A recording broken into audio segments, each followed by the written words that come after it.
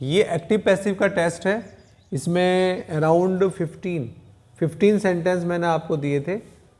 ये आपके पास टेस्ट पहुंच गया होगा।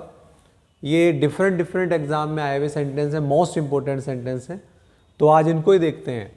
तो पहला सेंटेंस था, फर्स्ट सेंटेंस था what amused you. First sentence था व्हाट अम्यूज्ड यू। अब इसको करने से पहले एक रूल मैंने आपको कराया था, जो मैंने कहा था इनको डिफरेंट तरीके से बनाते हैं। जैसे कि हु था, हु का डिफरेंट तरीके से बनाते थे। एक था व्हाट, विच, हाउ मैनी या हाउ मच। तो एक व्हाट हुआ करता था, व्हाट, विच, हाउ मैनी या मच, हाउ मच।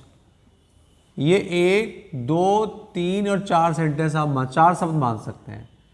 इसका तरीका क्या होता था, अगर आपको ध्यान आ रहा हो, what are you eating.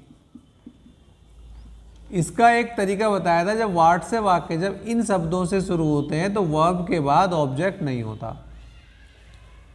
Verb के बाद क्या नहीं होता, ऑब्जेक्ट नहीं होता। रूल ये था, रूल क्या था भैया, कि वर्ब के बाद ऑब्जेक्ट नहीं होगा।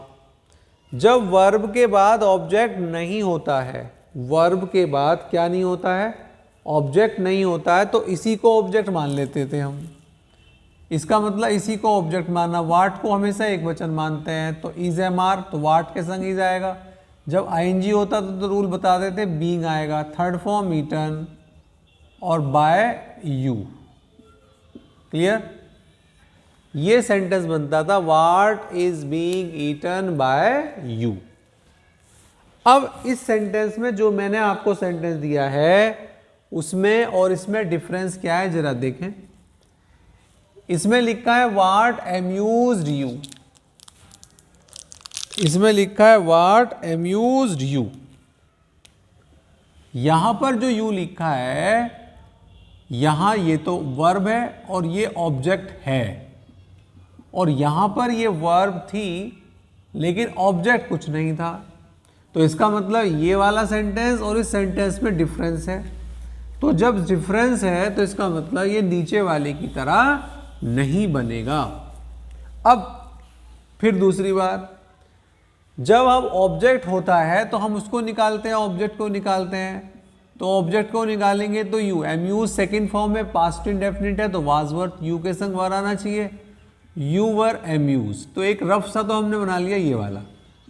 अब क्योंकि क्वेश्चन मार्क है तो ये पहले आ जाएगा, were you amused, question mark. अभी हमने इसका कुछ नहीं किया, तो इसमें अक्सर हम क्या करते हैं, बाय लगाकर वाट लगा देते हैं। Bye watt were you amused, इसका कहीं भी सॉल्यूशन हमें यही मिला, तो हमने bye watt were you amuse लिखना पड़ा हमको, क्योंकि यहां पर वर्ब के बाद ऑब्जेक्ट था। तो उसको रफ बना लो, उसकी हेल्पिंग वर्ब पहले और वाट को बाय वाट में कन्वर्ट कर लो। ठीक है, बाय वाट में कन्वर्ट कर लो उसको। क्लियर? तो पहला सेंटेंस देखो, मैं फिर बता रहा हूं आपको, सॉल्यूशन मैटर नहीं करता है, वे ऑफ सॉल्यूशन मैटर करता है, प्रोसेस ऑफ सॉल्यूशन मैटर करता है, so that in future whenever that sentence you get in examination you can solve easily। तो वो मैटर करता है सबसे बड़ा, कि आपको प्रोसेस पता है, आपको कंसेप्ट पता है, तो आप कर सकते हैं। सेंटेंस बहुत अच्छा था ये वाला। हाँ भाई, दूसरा सेंटेंस करते हैं। He asked me to finish the work in time। ये सेंटेंस, क्लियर? ये सेंटेंस था। तो आज यहां पे लिखा हुआ है, इसके बाद ऑब्जेक्ट दे रखा ही है, तो इसमें तो कोई दिक्कत नहीं होनी चाहिए। मी को शुरू में लाएंगे आई, आस्क्ड पास्ट इंडेफिनिट है, वाज वर लगाएंगे, तो आई वाज आस्क्ड। जब हम थर्ड फॉर्म लिख ले देते हैं, जो चीज हमने छोड़ रखी है उसको उतार दो। To finish the work in time by ही का हिम, ये ध्यान रखो, जब भी थर्ड फॉर्म लगाओ उसके बाद जो चीज छुटी हुई है उसको उतार देना चाहिए। तो I was asked to finish the work in time. और एक बात बताई थी, आस्क्ड का मीनिंग दो होते हैं, पूछना और कहना।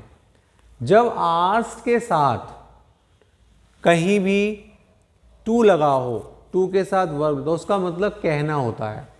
उसने मुझसे कहा कि समय पर काम समाप्त कीजिए। ठीक है, तो ये सेंटेंस हमारा राइट हो गया बिल्कुल। दोनों सेंटेंस, मैं सेंटेंस को इसलिए लिख रहा हूँ साथ के साथ, कहीं 1% आपको टेस्ट किसी ने बच्चे ने मिस कर दिया हो तो भी सेंटेंस आप यहाँ पर देख सकते हैं। हाँ भाई, नेक्स्ट सेंटेंस बहुत ही मोस्ट इंपॉर्टेंट सेंटेंस है, थर्ड। आ चुका है, एसएससी के किसी एग्जाम में आया हुआ था ये, QUININ, कुनैन टेस्ट्स बिटर, टेस्ट्स। तो इसकी जो ट्रांसलेशन होती है, कुनैन का स्वाद कड़वा होता है, बिटर खट्टा कड़वा, सोर होता है वैसे कड़वा, बिटर कड़वा ही है। ठीक है, कड़वा होता है। अब इस सेंटेंस को बनाने का तरीका बिल्कुल डिफरेंट है। देखो, हम कहते हैं I write a letter, I eat food, ठीक है, I buy a book. Buy का संबंध ए बुक से हो गया, लेकिन यहां पर ये संबंध नहीं है, वर्ब का संबंध नहीं है, बस मीठा है। कुनैन खट्टी है, कड़वी है, ठीक है, खट्टा है, कुनैन का स्वाद खट्टा, आम मीठा है। इसी को हम कहें मैंगो टेस्ट्स स्वीट, ठीक, आम मीठा है, टेस्ट। मैंगो इज स्वीट भी कह सकते हैं, ट्रांसलेशन मैंगो इज स्वीट भी सही है, मैंगो टेस्ट स्वीट, मैंगो का स्वाद मीठा है, ये भी कह सकते हैं, हिंदी में भी इंग्लिश में भी दोनों ट्रांसलेशन चलती है। जहां टेस्ट आया है वहां पे सेकंड फॉर्म टेस्टेड भी हो सकती है। कुनैन का स्वाद कड़वा था, मैंगो मीठा था भाई, तो मैंगो टेस्टेड स्वीट कैसा था, मीठा था। तो इस तरीके के सेंटेंस होते हैं। अब इनकी पैसिव वॉइस बनाने का ये थोड़ा सा स्पेशल सेंटेंस होते हैं। तो इनको बनाने का तरीका क्या है, इनका तरीका ये है कि इस वर्ड का लास्ट वाले वर्ड को लिंक करो। जैसे कुनैन, ठीक, टेस्ट क्या बता रहा है, प्रेजेंट है, टेस्ट बता रहा है प्रेजेंट है, तो प्रेजेंट में हम इज आर एम लिख लें, ठीक है। तो कुनैन इज बिटर। अगर यहां पर टेस्टेड होता तो वाज हो जाता। यहां पर सेंटेंस सब्जेक्ट देखना पड़ेगा, एक वचन है तो इज लगा देंगे, बहुवचन है तो आर लगा देंगे, इज बिटर। एग्जाम में भी वैन लिखा हुआ है तो वैन ही लिखो, अगर वाइल भी लिखा है तो वो भी चलेगा, लेकिन अगर वैन और वाइल दोनों लिखा है तो वैन सही है, वैन। वैन इट अपने पास से आपने इसके लिए मान लिया, इट, इसको ऐसे ले लिया, इट इज। और थर्ड फॉर्म टेस्टेड। कुछ लोग इसको हटा देते हैं, क्यों, क्योंकि ये कुनैन इज के लिए आया है तो इट इज की जरूरत भी नहीं है, when tested, when it is tested. जब सॉल्यूशन में देखा गया तो वैन इट इज टेस्टेड लिखा था। तो अब इस तरीके से आपको इसको ब्रेक करना है। ब्रेक कैसे करना है, फिर समझ लें। कुनैन का लास्ट वाले वर्ड को लिंक करो, उस वर्ड को ऐसे उतारो, कुनैन को, टेस्टेड फर्स्ट फॉर्म है तो is am are, second form है तो वाज वर लगा देंगे, और लास्ट वाला वर्ड एज इट, फिर वैन लगाएंगे अपने पास से, फिर ये इसको इट इज मानते हुए, और टेस्ट की थर्ड फॉर्म टेस्टेड। अब आप मैंगो टेस्ट स्वीट का बनाइए, बल्कि टेस्टेड कर देता हूं, इसको 5 कर लेते हैं, इसको हम टेस्टेड कर लेते हैं, टेस्टेड। अब इसको बनाइए, लिंक कीजिए। मैंगो का लिंक स्वीट है तो mango, tested was sweet, when it, यहां पर भी वाज, इट वाज टेस्टेड। ये एसएससी में कई बार सेंटेंस आया है। बहुत अच्छे एक एसएससी में ही वो होता है सीजीएल, क्या है सीजीएल में भी आता है, एक होता है सीपीओ का, सेंट्रल पुलिस ऑर्गेनाइजेशन, उसमें 20 नंबर की पैसिव वॉइस ही आती है, और जो आपका एसएससी स्टेनोग्राफर उसमें 10 नंबर की आती हैं। तो डिफरेंट एग्ज़ाम में डिफरेंट आती हैं। मतलब सीपीओ जो इतना अच्छा एग्ज़ाम माना जाता है, सेंट्रल पुलिस ऑर्गेनाइजेशन में 20 नंबर की एक्टिव पैसिव आती हैं। तो मैंने क्योंकि सारे पेपर्स को देखा है, पढ़ाया है, तो उन पेपर्स की जो बेस्ट वर्ड्स होते हैं उसको मैं आपको एक्सप्लेन करूंगा और बताऊंगा। आप कोई सा भी सेंटेंस कहीं से भी एज इट आ सकता है। ठीक है, तो तीसरा सेंटेंस हमारा हो गया ये वाला क्लियर।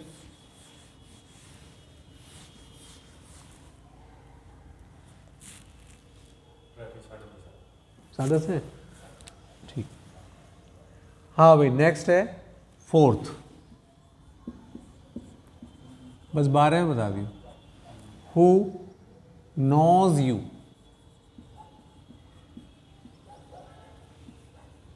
हु आपको नियम कराया था हु वाला।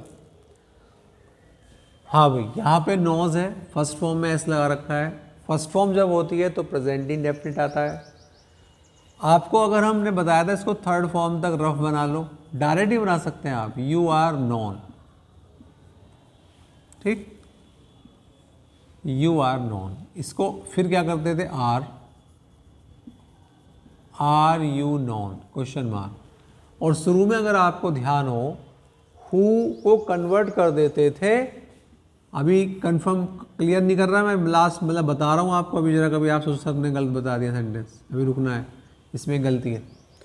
हु को हम कन्वर्ट करते थे बाय हुम में, और जो ये सेंटेंस बनता था ये एज इट इसको बस बाहर निकालना होता था, इसको बाहर निकाल कर ऐसे ही बना लेते थे, बी कैपिटल आता था। लेकिन 99% केसेस में हु का बाय हुम ही होता है, बिल्कुल सही है, बाय हुम होना चाहिए। लेकिन गलती क्या है, ये जो नॉन वर्ड है इसके संग आपको बताया था बाय नहीं आता है, टू आता है। तो इसका मतलब इसमें हमने यहाँ पर ये गलती करी है, इसलिए मैं आपको रोक रहा था। और यहाँ पर हमें लिखना है टी कैपिटल पहला अक्षर, टू हुम।